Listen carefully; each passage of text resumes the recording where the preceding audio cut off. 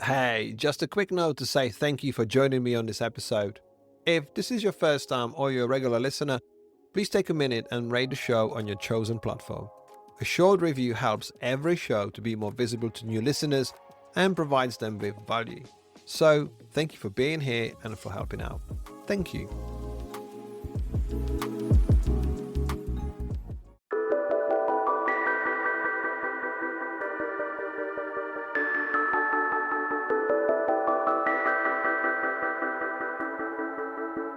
People want to work for people that care. People want to work alongside people that care. And I don't know what's right or wrong. I don't know if your brand is going to be a success. We just have to make thousands of decisions. And all I know is that if you don't care, then you're not going to make the right ones. But if you're doing it from a place of true care and caring about the results because you want it to be a success, not because you want it to be successful for monetary reasons or you want it to be successful for award reasons, but because you really care about it being good or you really care about being as good as it possibly can, it will only lead you to places that I've been really privileged and grateful to be at this place in my career 20 years in where I can sit in front of a bunch of awards and work. And if I can point to anything and be like, here's my secret, it's because I care a lot.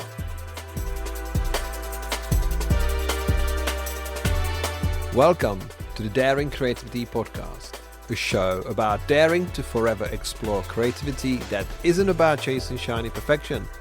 It's about showing up with all your doubts and imperfections and making them count. It's about becoming more of who you already are. My name is Rohan Oza. I'm a designer, author, and eternally curious human being. I'm talking to a broad range of guests who share their stories of small actions that sparked lifetime discoveries, taking one step towards the thing that made them feel most alive. Let me begin this episode with a question. Are you ready to discover what happens when you dare to create?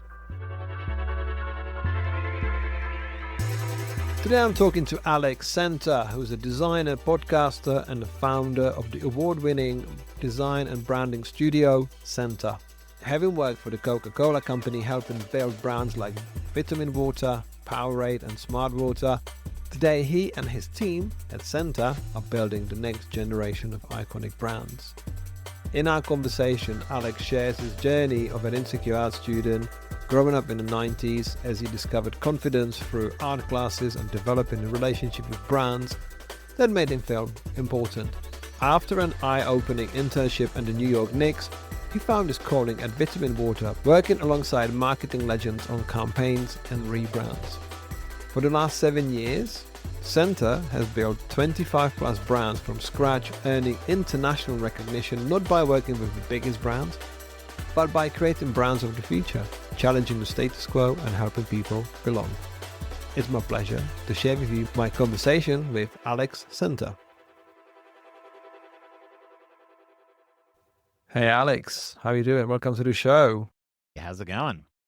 Alex, for those who may have never heard of Center, Alex Center, and everything that you do, how would you introduce yourself? My name is Alex, and Center is my real last name and the name of the design studio that I started 7 years ago. I'm a designer and I'm a founder and a podcaster and a human being.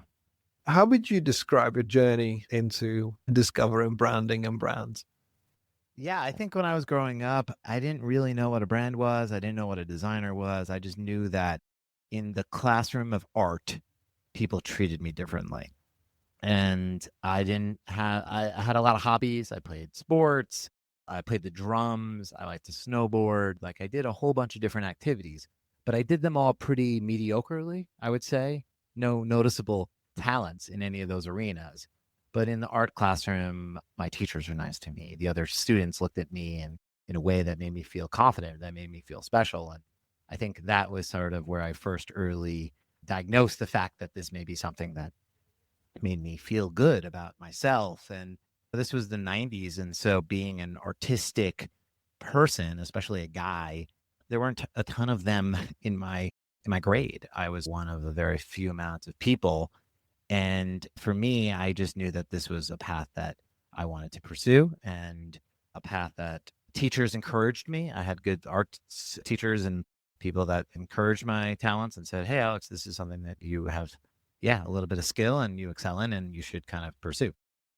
Was there peer pressure from, the snowboarders, from the drummers, from anyone who would call themselves more than mediocre, and then you were Mm. excelling in art classes? Was there peer pressure?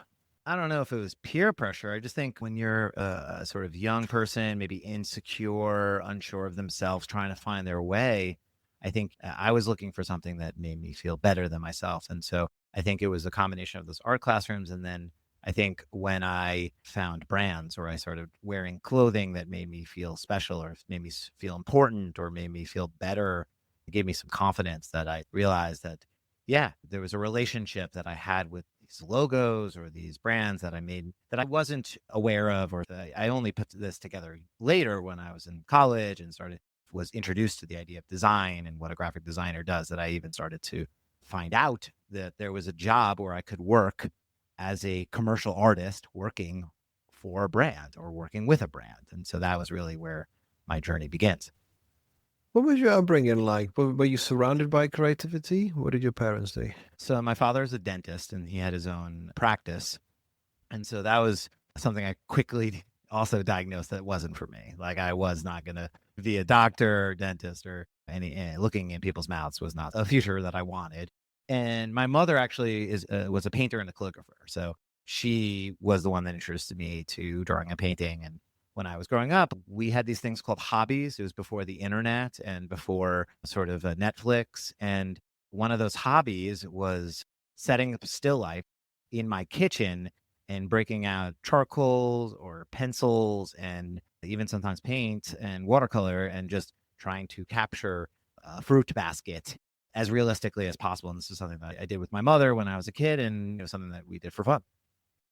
Amazing. I just wonder, like, how many still life paintings with fruit baskets have actually ever been created in the life of humanity? Because it just seems like before anything else, there's just a lot of fruit baskets painted in oil color. That's right. Yeah, millions. I would hope, but I don't know. That's something that kids do these days. I don't. Maybe they do, and maybe they do with their iPads and their Apple Pencils. I think it's more is the influences, isn't it? Like you've got a product placement and you kind of place it into your hyper curated life, and then like you create still life pictures in a different way. But when you think about the fruit baskets, was the life dull before Netflix? No, I think it was we were more connected, right? Like we yeah, I think back on these years very fondly, and I think it's my journey to finding something that I love to do both as a hobby and as something that I wanted to do professionally. And I think that's the sweet spot, I think, for any creative professional is like finding that space where you can do something that you love to do and also you can make a living from it.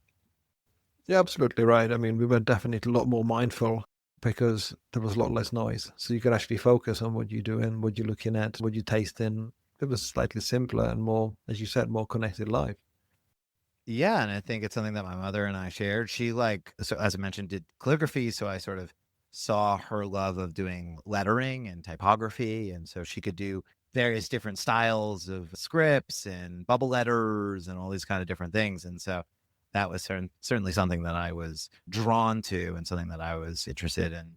Yeah, again, as just a kid, and I think about this a lot as kids these days grow up making their own mixtapes or making their own magazines and fashion lines, and they're exposed to a creative suite of tools on computers at very young ages. And I didn't start working in Photoshop until I was, yeah, I guess in my later years of high school and really college. So I think that ability to do things and learn those skills or even just explore and experiment younger is interesting to me because I think it just allows people to sort of find design and this profession or this job or this hobby earlier. And I think there's just more designers than ever before because of that.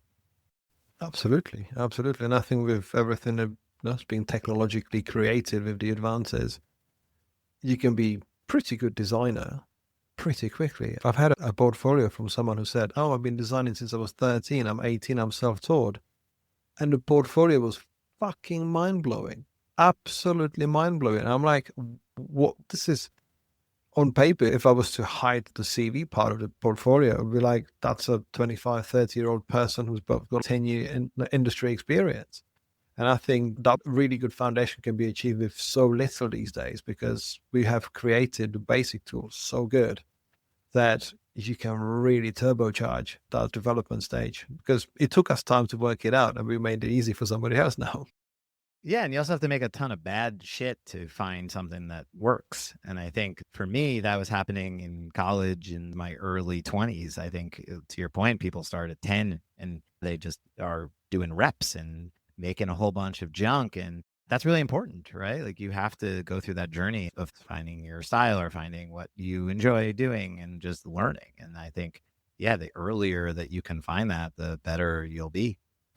You mentioned that you felt empowered by the world of brands, like putting on a certain jumper associated with a certain sort of clothing brand made you feel something. And I've been mulling it over for quite a while in terms of how we go about self-acceptance, how we go about worth, right? Like how we think about ourselves. And sometimes when our self-esteem is not the strongest, certain people like that logo, let's say the Armani logo or the Gucci logo, to be as big as possible, because that means that they've achieved certain status for themselves, they've achieved potentially certain acceptance, and they hope to be seen by others in a certain way. And it was only just recently when I've actually linked it back to how young designers want to work with Coca-Colas and Pepsis and Nikes, because it's that perception of, oh, if I work with this company, I will be accepted for who I am. Therefore, that will give me another badge of approval. 1,000%. Like, it's a sign of success. It's a sign of making it. It's a sign of working as a professional in achieving, making an achievement of some sort. And that puts value into who you are. I think we as people are constantly, that's one of the first questions you get asked at the party. Hey, what do you do for a living? What do you do for work? And I think that's the first entry point for a lot of conversations is, what do you do? And I think being a designer at Nike or being a designer at Coca-Cola, yeah, for me, it seemed like that was the dream. That was my dream job, was to be the creative director for the New York Knicks, my favorite basketball team. So it's like, these are signs of success, these are signs of value, or these are signs of importance, as much as they were sort of dream jobs. And I think that is ultimately a big part of what drew me to working directly for a brand or directly with something that was a part of culture that people knew, that wasn't just a design studio or a creative shop that was maybe known by a sliver of people on planet Earth, but instead of working for one of the world's most famous brands. And I still think that way today. Like, I want to work with the biggest brands and work and create work that touches the most amount of people. I'm going to circle back on this one later, because I don't think you need to. You're creating brands of the future. You're creating a whole new universe. You don't need the bigger stuff. But you mentioned that potentially you wanted to be a creative director for the Knicks. When you were quite close to start that path as an apprentice, junior, intern at Knicks, right? Yeah, it was my first job as a creative professional, because in my mind, that was the dream. And so when I was in college, I lived about 45 minutes from Madison Square Garden, where the Knicks play and where the offices are. And I applied, and 20 years ago, that was my first time in design meetings. It was my first time working with other designers, seeing how creative directors both create the work that they do and also presenting it to internal teams, going to meetings, and seeing just how design is bought and sold inside of an organization. So, being thrown in the deep end, which part of got you excited and which part was slightly, not sad, but there must have been a bit of reality that you realize, okay, is this how creativity works? Because you expect everything to be fireworks and amazing stuff. And then you realize, oh, you have to compromise with people. You have to do things in a way that are not always your own vision. You have to sort of play by rules in a way. We'll be back after a quick break. This episode is brought to you by Lux Coffee Co., the first creative specialty coffee company building a platform to shine the light on emerging global talent with a mission to make a positive impact on the creative industry and beyond.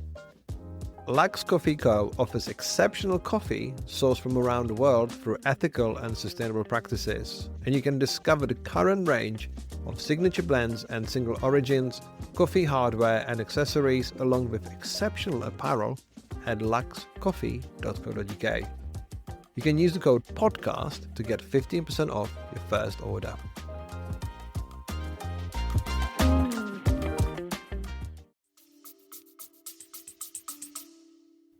Yeah, no, for sure. I remember the office, like in my head, it was like this sort of playground or sort of this beautiful designed office. And it was literally a closet.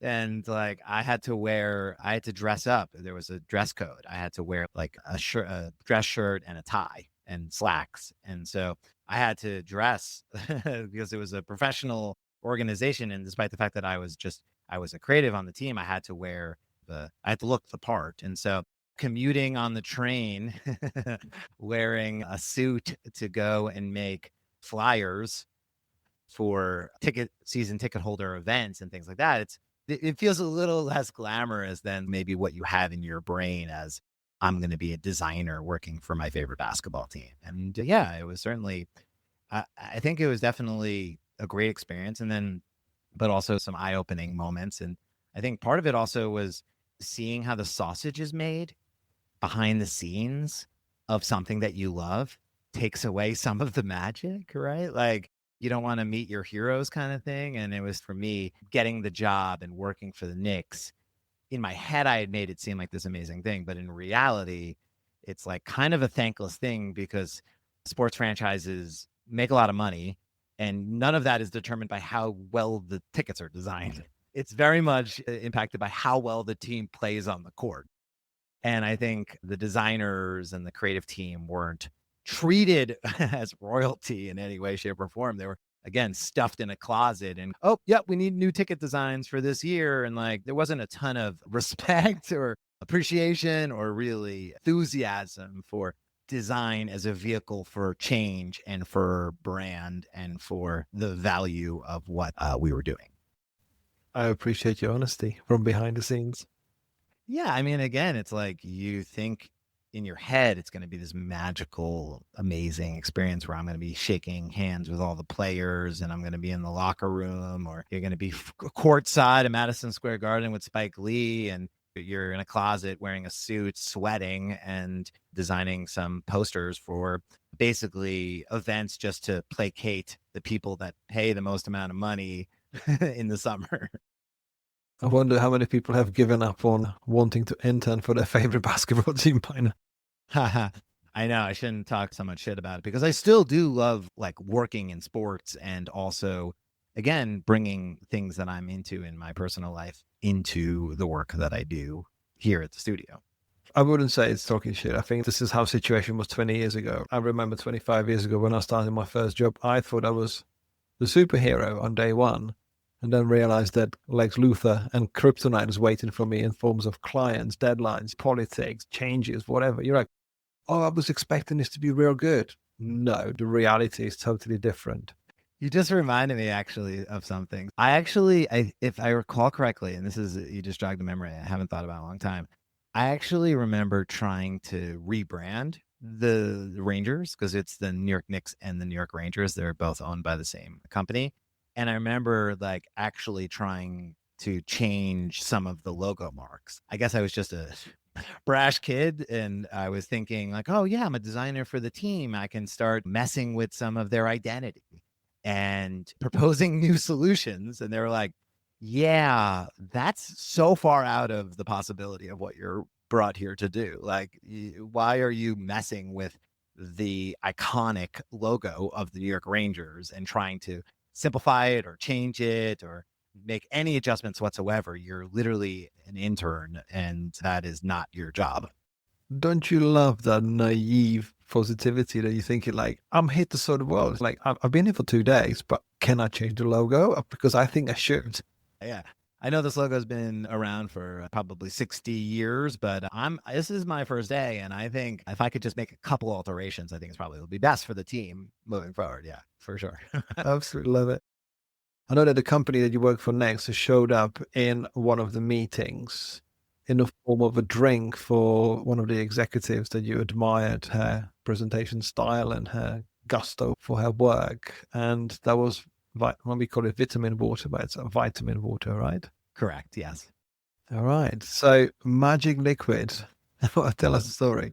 Yeah, again, like it's the summertime. I'm wearing a suit in a meeting that I'm not really that necessary in. And I just remember watching because I was so interested, intrigued, and curious about the roles of different people within an organization and the way that they interacted with each other, right? And the way that the brand team interacted with the design team, which interacted with some of the marketing people. And it was just all really interesting to me. And in one of those meetings, the head of marketing for the New York Rangers came in and she really was in control of this meeting. Like she was leading in terms of giving direction and she was calling all the shots. And I just thought she felt so confident to me. I think as a kid, right, you're just in awe of people that have opinions, can clearly communicate them, and seem like they're just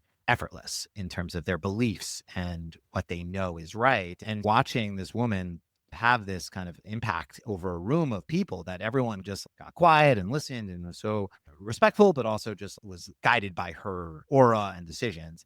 And she was drinking a vitamin water Focus. And at this moment in my life, I had never seen vitamin water before. It was the first time in this moment that I had seen this drink. And I grew up drinking Arizona iced tea and Coca-Cola, and I was unfamiliar, and it said Focus on the front. And I was just like, is this the reason why she is so incredible? Is this the secret to her success? And obviously it wasn't, but it was something that from that moment on, I was intrigued with the design. I was intrigued with the taste of vitamin water, and then went back and tried to go and find as many different flavors as I possibly could in any store that I would find myself in. And yeah, vitamin water was at this moment entering in the cultural consciousness. 50 Cent was a big part of that. He was one of the biggest rappers in the world at this moment. So it's like discovering a band, right? You start to hear it, or it's just like immediately became a big part of my life. And I became a fan instantly because it was such a delicious drink, still is. And the design of it really spoke to me. It was just bold and simple. And yeah, it was really different than anything else I'd ever seen before. Before we talk about the next step, I want to talk about the person because you said how confident she was. Did you take anything from her presence? Because personally, the reason why I ask you that question, I'm retrospectively looking at the things that I wanted to achieve in my career were not always, I want to work for the brand. It was like, I want to be as connected as a certain person. I want to be as confident as that person. I want to be eloquent as that person. And the story is potentially about just discovery of a new brand, but was her presence in any way showing you possibilities of what you could do in your future career? Yeah, I think for sure. I think throughout my career, I've worked for a lot of really impressive marketers, creative leaders. And every time I was in a meeting with anyone that seemed to just flow effortlessly, their ideas, their confidence, their beliefs, and maybe they weren't always right. Who knew if they were right or wrong, but they had an opinion and they believed in it and they stuck with it and they didn't waver on it. And I think at this time, especially when I was younger, I was just kind of forming my creative voice, but I wasn't sure of anything. I was like, oh, I like this, or maybe this is good. I made this. I think it's interesting, or I think it could be interesting for this event, or I just didn't have that sort of sense of self or self confidence or belief in what I was doing. And I think I just watched these people that they were so sure of themselves and they were so sure of the decisions that they were making. And that confidence and that sort of sense of self made everyone else in the room believe in them. No one questioned them because of the way that they presented themselves, but the way that they approached every decision creatively. And I think one of the people that really, for me, was probably the most important person in that way was a man by the name of Rohan Oza. Rohan was a sort of VP of marketing at Vitamin Water when I was there, and has later gone on to form Kavu Ventures, which has been behind Poppy and Watermelon Water and Pop Chips and a million other brands. and he was a guest shark on Shark Tank a couple of years ago. And so Rohan is an absolute legend in the world of branding and marketing. People call him the brand father. And when I was at Vitamin Water, and I was, again, that was my first job after that internship. I just graduated school, got a call to get an interview for Vitamin Water, which was, again, coincidentally, the brand that I had seen last summer. I applied on a job board that had no listing of what the job was. It was just looking for a creative designer to work in-house on a beverage brand. And I got a call from a recruiter. I went in and I got a job working for Vitamin Water in 2006. And Rohan at this moment is, he is the leader of that place. And every decision, creatively, marketing, brand, everything, he instinctively knew what was right, always. And he was sometimes straightforward about it. He didn't cut corners. He wasn't shy. There were some moments where he said some things to me that certainly stick with me that I won't say on the program. But no, he was confident. He knew what was the right thing to do for Vitamin Water and what the brand was and what it wasn't. And I just always was in awe of that self-assuredness and confidence in his own beliefs and instincts. I mean, it must have been amazing to work with people who believe in themselves and commanding the room and actually showing the direction to all the others. And of course, the mid-2000s are the pre-mental health phase that we now luckily engage with. Some of the stuff that was said and done was horrendous. Yeah, I mean, it was a different time. And I hold nothing, I think, so fondly of those years there. But yeah, it was a different time. And the way that people, reviewed creative work was maybe a little bit less soft around the edges. You know what I've learned? I've learned that usually angry people are lacking the eloquence because they can't focus in the moment. Yeah, sure. Maybe what I was doing wasn't great for that one project for Vitamin Water Energy. Maybe it just wasn't the right solution. And it's funny, like, again, this is my first job and I'm 22 years old and I'm just quite literally learning the ropes and being a professional designer with a cubicle and a business card and an email address. And all this is still so new to me. And I think I looked up to those people that were, in my mind, brilliant adults.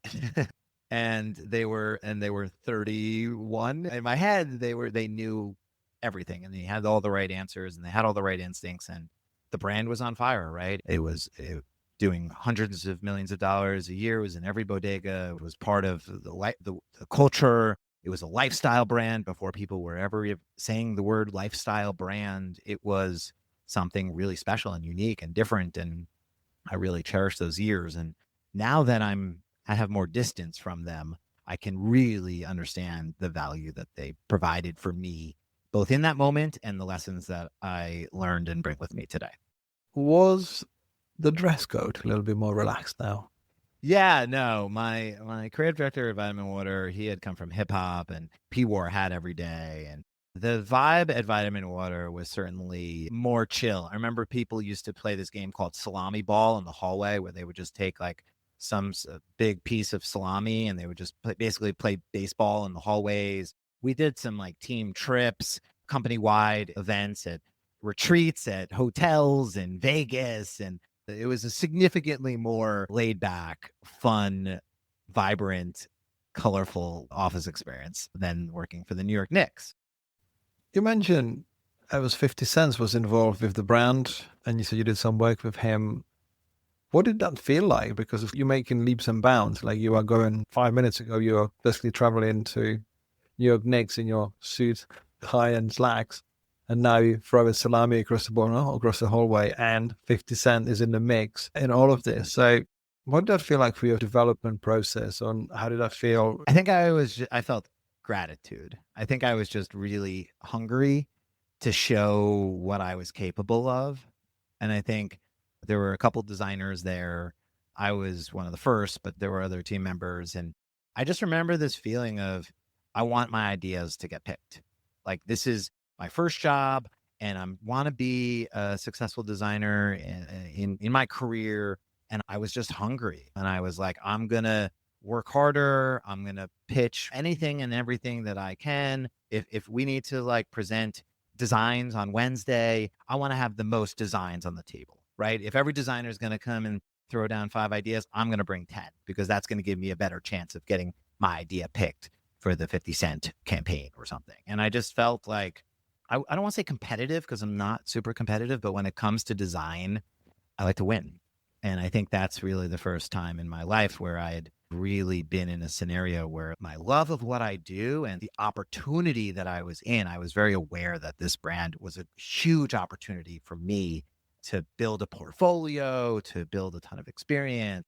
And also, yeah, to work with my favorite rapper, right? And so if a couple people were throwing ideas in a hat, like if my idea got picked, maybe I got to go to the set and meet him and be there while he maybe took something that I came up with and did for a photo shoot. And so that kind of stuff really motivated me at that time because I was just so young and so hungry to just to get in the mix and to make stuff and to do it at a professional level. I remember I did a billboard once for 50 Cent and I didn't even come up with the concept. I just relayed out someone else's creative, like an agency had made the work, like the campaign, but then they brought it in house to like reformat it for a bunch of different billboards in New York City.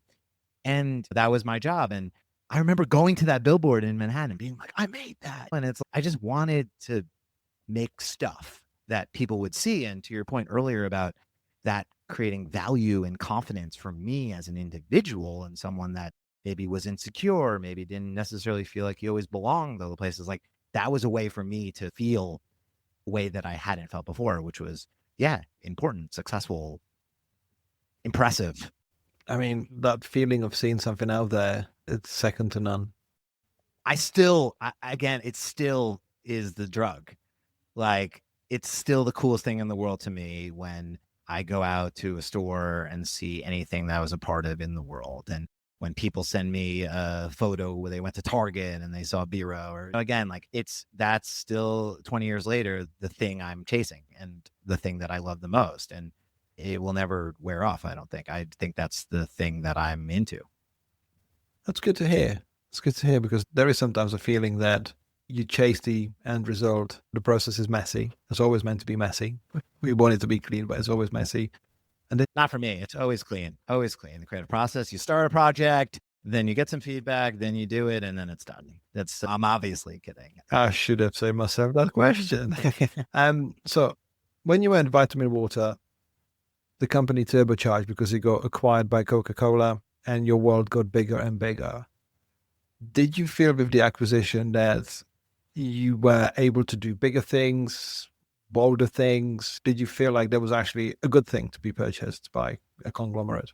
I think in the very beginning, I was scared, right? Because I had this dream job. I had this amazing opportunity. I was like, again, a 22-year-old kid given way more opportunity, responsibility, and opportunities that I could never have imagined at such a young age. And so I think I was scared at first that the Coca-Cola sort of acquisition was going to maybe make that harder for me, or make it that maybe they would just get rid of our team, or they would just things were going to change dramatically. And they did change, but it took quite a while. It was slowly over many years. And I think for me, it was quickly the latter of what you said, which was more opportunities to do bigger things, to learn from the Coca-Cola system, to build bigger visual identity systems, to have the brand reach more people in more places, and therefore be a part of more amazing work. And opened up the aperture of the brands that I was working on, because at that point I was only working on Vitamin Water and Smart Water, but then I got to work on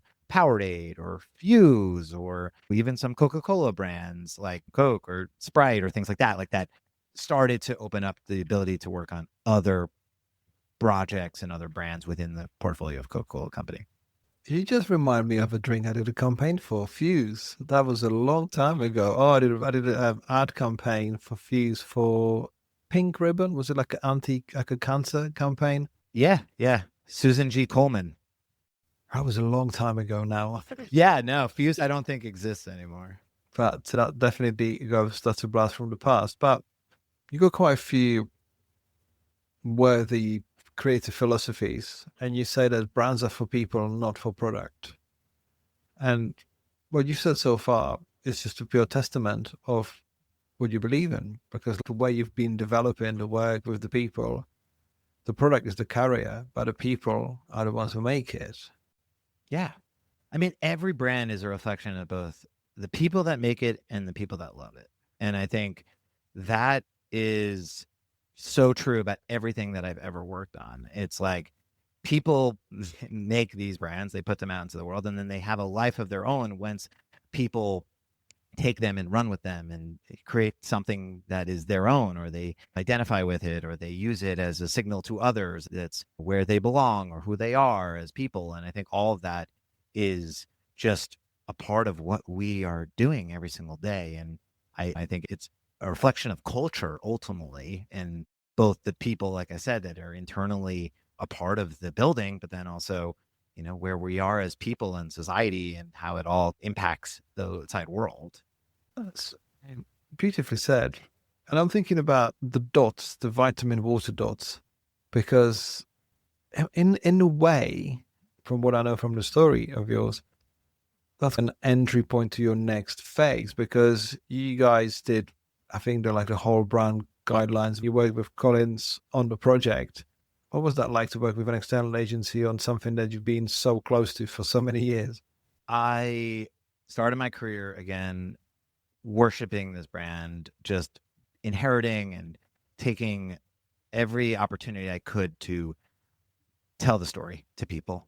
Internally, externally, I was the world's biggest vitamin water fan. And I think for me, working at Coke over the years, we started working with more outside partners. And as things shifted and I started reporting more into Atlanta and working within the Coca-Cola system, still some work was done internally from an in-house team, and I was still designing, but we were leveraging and working with amazing agencies.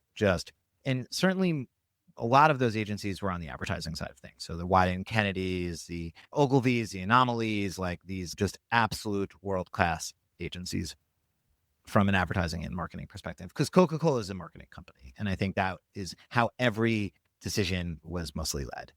And as a designer on the design team, I was a part of that, and I worked with so many great partners, but I never was able to pick my own partner because there's a Coca-Cola network of agencies, and I worked with many of them. Everyone brought something different to the table, but I met Leland Mashmeyer, who is Brian Collins's co-founder, at a conference that I was speaking at in Paris, and I just was enamored with his brain and the presentation that he shared that day, which was about dragons and how they slay them at Collins. And the work was Spotify, EOS Chapstick, and some of the like early Collins projects that really broke them through. And I just was like, these guys really understand brand and they really understand design.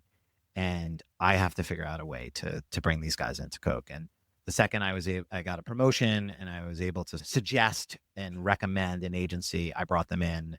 And yeah, Brian, that's when I met Brian. And it was the most fun I ever had working with an agency, because their sensibility to design and brand was so connected to the way that I always saw things and the way that I, again, wanted to present work internally. Because when you're an in-house designer, whether you're making it or an outside source is making it, it's still your project and your thing, and you're responsible for it. So in some ways, you're at the whim of the creators oftentimes. And so my colleagues were coming in and presenting ad ideas from Wyden and Kennedy, and they were just blowing people's minds. And I was like, I want to blow people's minds with the design work that I'm leading. And so Collins really helped me do that. And I think at that time, Vitamin Water, through the Coca-Cola acquisition, needed some new energy and needed a reinvigoration. It needed a return to its glory. Some of the vibrancy had worn off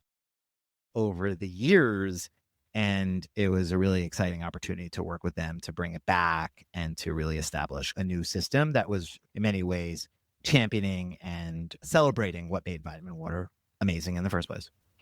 Well, it's interesting to know that after all of this amazing work, partnering with Collins and Mashmeyer is a very impressive speaker, and I don't think I've ever seen this talk that would not land. And the same applies for Brian. I mean, they're just absolutely match made in heaven, really, when you think about it, in design heaven.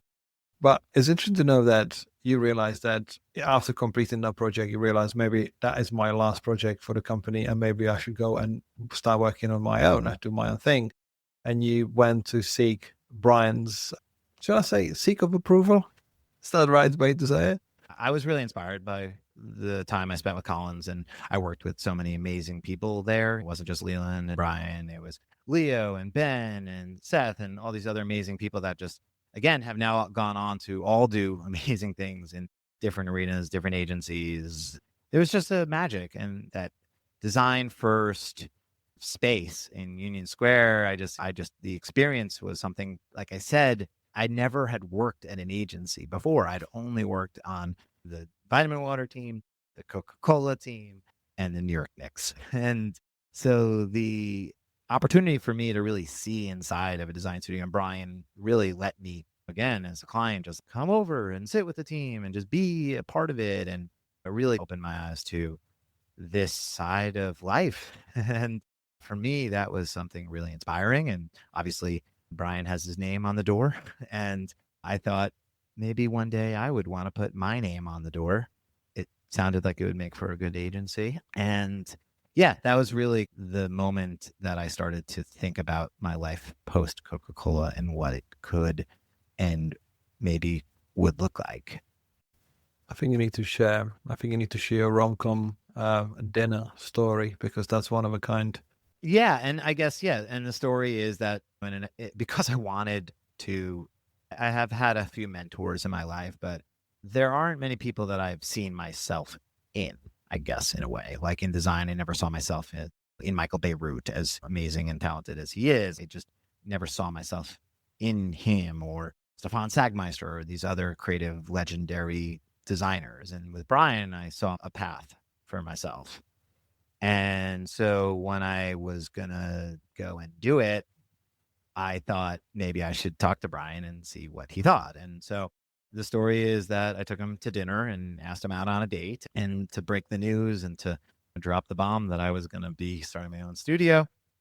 And he wasn't immediately encouraging. And I think that's not necessarily because he was trying to be mean or cruel, or really for any alternative or motives other than he was being honest. He was not going to be easy. It was not going to be a walk in the park. It wasn't going to be just, oh, I'm starting an agency and a studio and just a success will come. And I think you could tell in that conversation that I was looking for him to push me over the edge of that confidence that I was looking for in him. I was looking for someone like Brian, and someone that I, again, is a hero of mine and someone that I look up to tell me that this was the path for me, and to reassure this big decision, because I was scared. I was scared to leave my job. I had a great position at the Coca-Cola company, and any party I went to or any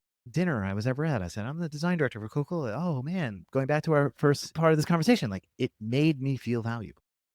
And so to throw all that away was scary. It's so scary.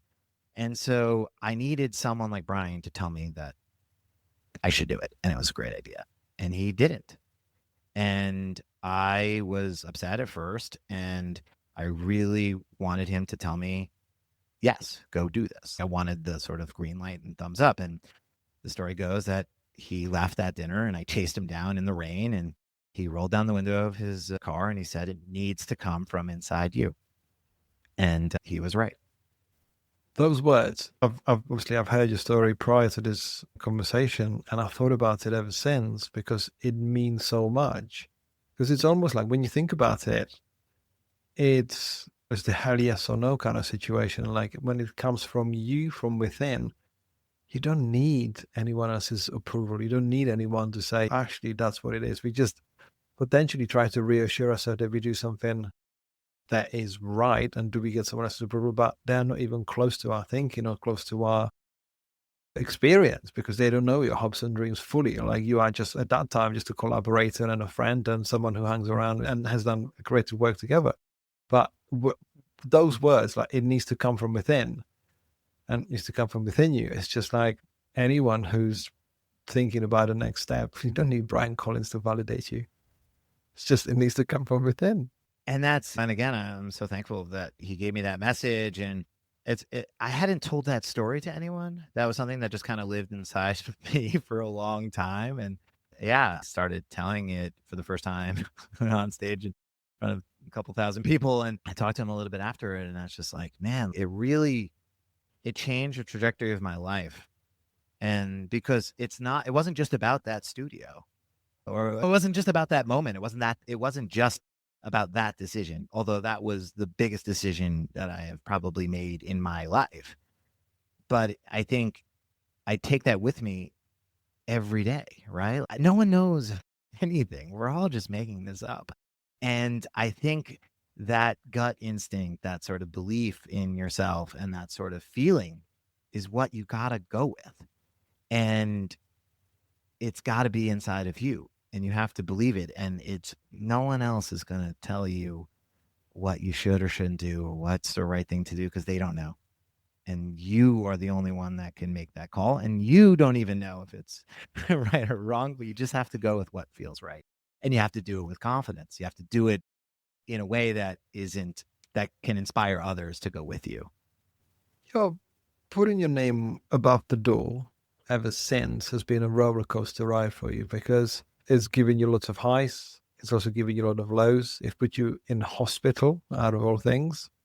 And I think it comes from one of your other philosophies, which is care more than you should.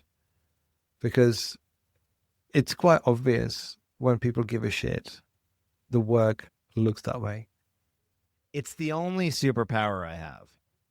It's the only thing that I do more than other people, that I can confidently say I am better than them or have more of anything than anyone else. I care more. I think that's it. And I think if you can go to every table in every room and be the one that cares the most, good things will come. Good things will happen, because people are inspired by people that care. People are listen to people that care. People want to work for people that care. People want to work alongside people that care. And that's all, again, I don't know what's right or wrong. I don't know if your brand is going to be a success. I don't know if we just have to make thousands of decisions. And all I know is that if you don't care, then you're not going to make the right ones. But if you're doing it from a place of true care and caring about the result because you want it to be a success, not because you want it to be successful for monetary reasons or you want it to be successful for award reasons, but because you really care about it being good, or you really care about being as good as it possibly can, it will only lead you to places that I've been really privileged and grateful to be at this place in my career 20 years in, where I can sit in front of a bunch of awards and work. And if I can point to anything and be like, here's my secret, it's because I care a lot.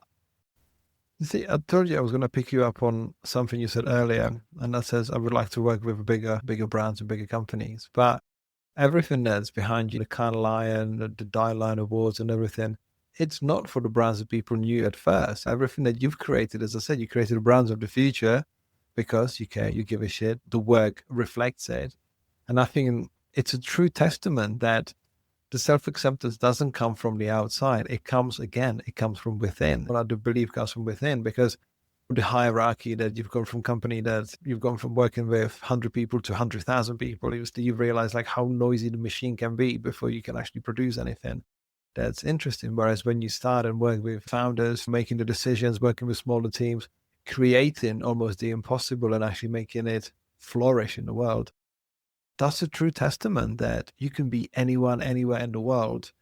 And that care and that attention and that obsession, that superpower can really elevate you to the status that is singular. Like what you've created is singular. Thank you. No, I mean, this has been very therapeutic for me. I mean, I really appreciate this. Where do you want to send your invoice to? Because I think you have unlocked something in this conversation for me, which is, for so long, I was trying to associate myself with brands because of the value that they brought to me.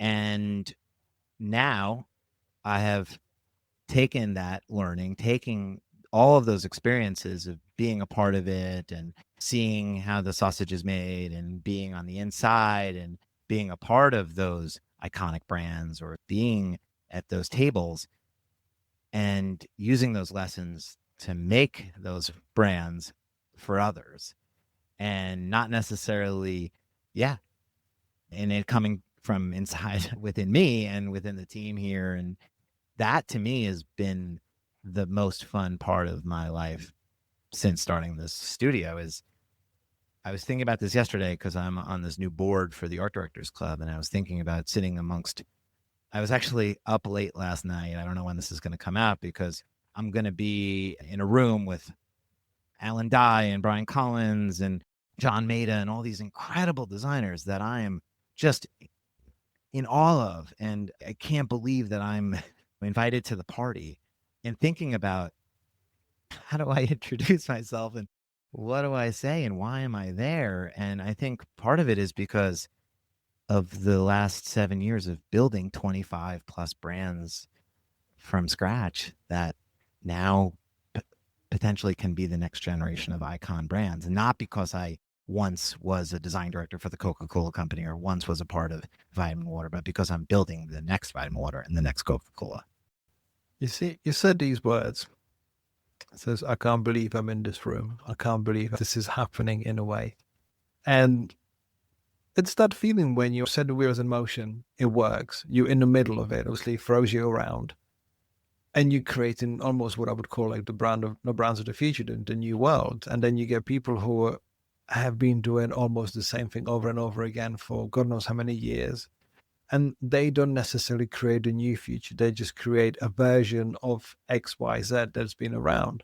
So you being in a room, that's a new generation. If that's what you're creating, let's say with some of the brands you created, like these brands will blow up, they'll be around, there'll be household names, that some of them already are. And it's that thing that we do as creators, like we still think that there should be some other source of self-acceptance now, some sort of acceptance or from the outside to us. Yeah, I'm still waiting for the parade or the confetti to come down, right? Because I think about that a lot. What does success look like, right? And you're chasing this sort of dream. And I always think, or I always say that it's a series of rooms with a door. And you just keep opening up the door and you're waiting for the confetti to fall. But yet it's just another door that leads you to another level or another place. And there is no parade. The confetti will never come. And it's just, you're just constantly searching. And I think for me, I've come back to this idea that I end my talk with, which is loving what you do and who you do it with. Because to me, at the end of the day, I get to live in that every single day. That's what makes me happy. And that's what makes me feel successful. And it's not because of some outside thing or some award that comes or someone that validates what I'm doing. It's because I'm just so lucky and grateful to do this every day and constantly trying to push myself and find new ways to make it exciting and make it different. And to your point, not just trying to rehash the same thing over and over, but trying to find new things to get excited about and to push boundaries. And we need to be clear about the fact that someone needs to rehash the old thing enough to be the next version. There's people for that. But when you question yourself, when you question what does the success look like, feel, personify, what you've created, you've created through the products, you're creating these communities where people find themselves, you created something new in their lives. And one of your other philosophies that you say is that standing out can help people fit in. And this is the almost new category products, new category brands that you're making that are challenging the status quo, challenging the other version of XYZ. And that helps actually people find their new conversations and new spaces where they didn't exist. Yeah, I mean, I think as people, we're all trying to figure it out. We're all trying to find our way. We're all trying to find our tribe. And I think brands are for belonging, right? This sense of being a part of something. And I think that's the role that brands played for me when I was a kid, right? When I was wearing Burton to go snowboarding or I was wearing my Nike socks to go play basketball. It's like I wanted to be a part of something. And you're right, like the best brands challenge the status quo, right? The best brands are the most courageous. They're the ones that are trying to change something and to make a difference and to shift culture. And I think for me, I want to be a part of those brands and a part of making those brands and also help other people through the work that we do. And I think that story often, again, is about Bureau because it's about this stigma that comes with not drinking alcohol and this idea that we created a brand that made people feel better or confident or could feel like they could fit in at a party, or they didn't have to feel like they were less than because they weren't a part of it. And that has challenged decades and decades of people feeling bad about themselves because they were, again, not partaking in the experience of social alcohol consumption. And so for me, it's like, how can we help people with the work that we do? And that can look like a lot of different things, but ultimately it's about making people feel less lonely, removing stigma, and ultimately feel like they are a part of something bigger than themselves. Well, as you say, what's different makes you special, and you're different and makes you special. Simple as that. Thank you. Yeah, I mean, that's another thing that I say a lot. And again, that comes back to just like the point of branding in many ways. Like it's about differentiation, but also, again, coming back to that thing that I'm not Brian Collins. I'm not Michael Beirut. Nor should I try to be. And I think that was a lesson that I learned sort of here at Center in one of the early years. Was like, again, you kind of start by maybe emulating or trying to be something like something else that you saw and admired and appreciated. But then you realize, well, no, I can't make that. I can't make a design studio that looks or like that or feels like that or does work like that. I can only do what feels right for me. And the result is a studio that is mine and reflects how I think and how I behave and my attitude and philosophies, as you've talked a lot here about. And yeah, that sort of collaboration first, people first, sort of positivity and just a sense of care. And that comes through in everything that we make. And that's what I'm most proud of. I absolutely love it. And I feel like I'm going to be like a quote dispenser today, because what you just described reminds me of the quote that says, I have to be myself because everybody else is taken. And this is pretty much with the design leadership, with the creativity. We try to emulate others. We try to think that the grass is potentially greener, even though it's greener where you water it. We try to sort of think that we're finding ourselves, shall I say. And then when you realize, I've got me, this is it. To me, for example, that's the definition of success. When I've realized that what I've got and how I've got it and what I do and how I do it, when I found a piece in there, that was the ultimate success. I didn't have to chase anything, any other idea of, oh, I need to grow, I need to do this, I need to do that, I need to have that brand in my portfolio. When I realized that everyone can go and fuck themselves, and I'm just happy doing the way I do, oh my God, that was my definition of success eternally now. Yeah. Yeah, I couldn't agree more. That's the beautiful journey that we're all on, I think. And I think as now an elder statesman, I turned 40 this year and I got enough gray hair now to start to give wisdom. But yeah, I think it took me 40 years to figure that out, right? And I think we're all on that journey. And I think for me, I'm just excited and proud to be able to pass that on and to bring some of these philosophies both to my studio and to a new generation of designers and help pass that along and teach a little bit of what I've learned along the way to help others. And I think that's what we're all here to do, right? It's to find out these life lessons through the experiences that we have and then try to help others with that. If you remember, you told me when you were 22, you were working with 31-year-old adults, and now we are 40 plus.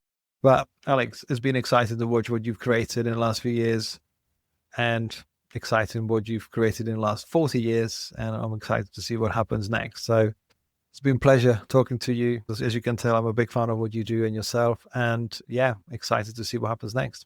Thank you so much for all the kind words and for having me here today. I really enjoyed this conversation and I'm so thankful for having me and excited. Yeah, we're just getting started. Pleasure. Just the beginning. Thank you.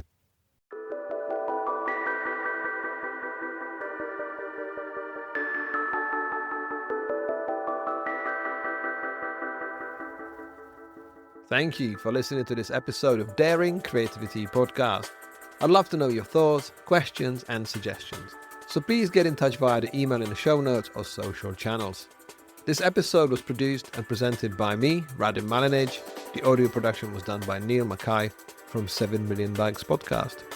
Thank you, and I hope to see you on the next episode.